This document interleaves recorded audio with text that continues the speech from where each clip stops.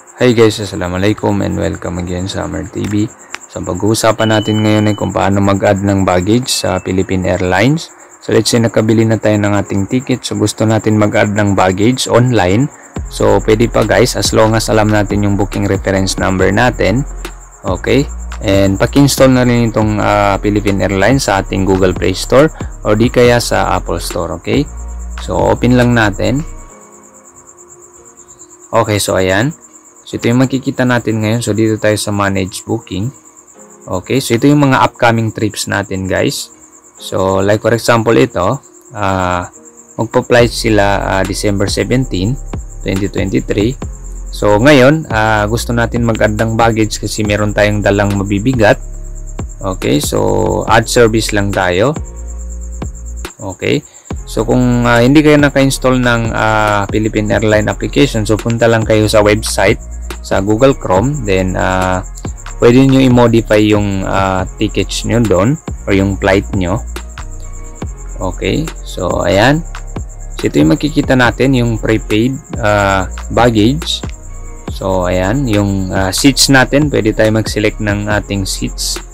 Saka yung pagkain natin, so ayan, sports equipment. Okay, so kung may mga dala tayong mga bike, for example, ganyan. Okay, so ngayon dito tayo sa prepaid baggage since mag-add tayo ng bagahe sa ating ticket. Okay, so i-open lang natin. Okay, so ayan. So dito tayo sa no selection. So ayan, so ngayon isi-select natin merong 10 kg na bagahe. Okay, then meron 20 kg and 40 kg. So the maximum is yung 40 kg baggage. Ayan. So ngayon, select natin itong 10 kg. Okay, so ayan, select natin itong 10 kg. Then ngayon, dito tayo sa confirm and close. Okay, so ngayon, mapupunta tayo dun sa payment. Okay, so ayan, then continue lang natin guys. Ayan. So, mo-modify natin ngayon yung ating ticket. Okay, so ayan. So, nandito na tayo sa payment methods.